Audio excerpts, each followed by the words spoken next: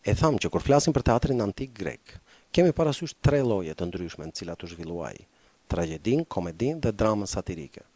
Këto kanë ndryshime të dukshme midis tyre që nga përmbajtja, struktura e deri tek prejardhja. Sigurisht që në përgjithësi gjithë dramaturgjia greke ka prejardhje nga ditirambi Dioniziak, por ndërkaq nëse marrim tragjedinë, emri i saj vjen nga greqishtja tragos, ciab dhe odhi, ode, këng, që mund të perifrazohet diçka si këngë cjeprish, ose më saktë kënga e ndjekësve të perëndis Dionis të maskuar me maska e veshje ciapi. Nëse i referohemi Aristotelit, tragjedi do të quajmë një vepër ku nuk tregohet, nuk rrëfehet, por imitohen veprimet e njerëzve të veçantë, që trajton tema të rëndësishme për individët e shoqërinë, me një gjuhë të ngritur, me fjalë të zgjedhura, e cila shkakton tek spektatorët atë që quhet katarsis. Katarsis do thotë spastrim, dhe në fakt ishte term mjekësor që përdorej në atë kohë për pastrimin e trupit. Por Aristoteli e përdori për ta paralelizuar me spastrimin shpirtëror që pësonte spektatori kur shihte një shfaqje tragjedie në skenë. Ende sot nuk është krejtësisht i qartë kuptimi plot i këtij termi, sepse Aristoteli nuk ka dhënë ndonjë shpjegim, por mund të mjaftohemi me një shpjegim të tillë. Spektatori në një shfaqje tragjedie merr pjesë në ato që pëson heroi në skenë, kryesisht përmbysjen e lumturisë fillestare dhe kthimin e saj në një fatkeqësi. Dhe kështu zotrohet nga ndjenja frike, nga ndjenja mëshire për fatin e njeriut. Ndjenja të cilat e bën spektatorin të dalë nga shfaqja me i menduar, me një qëndrim më filozofik për jetën. Pra spektatorët duke dalë nga teatri kishin mësuar shumë. Ky duhet jetë kuptimi i fjalës katarsis, pastrimit shpirtëror që shkakton tragjedia tek spektatori. Mund të shtojmë edhe disa elementë të tjerë që dallojnë tragjedinë nga dy llojet e tjera. Për shembull, burimi i subjekteve të saj. Burimi ishte gjithmonë mitologjia greke, mjaft e pasur me bëma hyjnishe, heronjsh.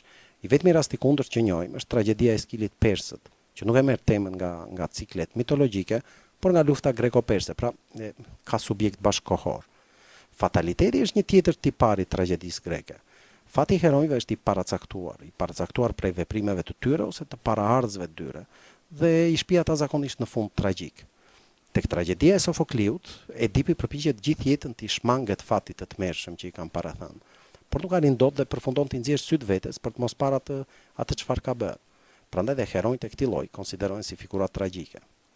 Perëndit në përgjithësi luajnë rol të rëndësishëm dhe janë personazhe vepruese në tragjedinë greke, pavarësisht se ky rol ka ardhur duke u zbehur nga i pari Eskili deri tek i fundit Euripidi.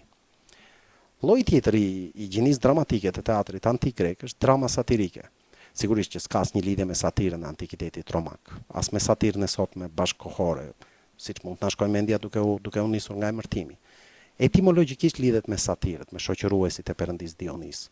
Megjithëse kanë shpëtuar shumë pak tekste të këtij lloji nga dëshmitë e ndryshme, kuptojmë se drama satirike duhet të ketë qenë një plotësim i detyrueshëm i shfaqjeve teatrale. Në konkurset dramatike që organizoheshin çdo vit për festat e Dionisit në Athinë, dramaturgët ishin të detyruar të ngjitnin në skenë një trilogji tragjedish dhe një dramë satirike, pra një tetralogji. Kjo për nderuar prejardhjen e gjinisë dramatike prej festave dioniziake dhe ditirambeve që këndoheshin në to. Me specifikën e saj, pra, drama satirike nuk satirizon të gjë. U referoi detajeve të veprimit të satirëve dhe të perëndisë adhuruar prej tyre, Dionisit. Edhe komedia si lloj kishte specifikat e saj që ndryshonin nga dy llojet e tjera. Emërtimi komedi vjen nga fjalët komos, fest ose procesion festuesish, dhe odhi, ode, këngë. Pra emërtimi tregon qartë prejardhje nga grupe festuesish të procesioneve dioniziake që në ekstazën e dehjes nuk e kishin për gjë të shanin e të bënin veprime të turpshme, të ngacmonin e të vinin në lojë çdo që dilte përpara. Par me këtë sy, komedia nuk është vetëm se produkti përfundimtar i këtyre këngëve, fjalëve, veprimeve që përmendëm. Pra ishte një imitim veprimesh të ulta me personazhe njerëz të zakonshëm, njerëz me vese, me një gjuhë të ngjashme me gjuhën e përditshme. Është e kuptueshme pse kur mori formën përfundimtare si lloj arti, shërbeu mjaft mirë për bërë kritikë politike dhe sociale.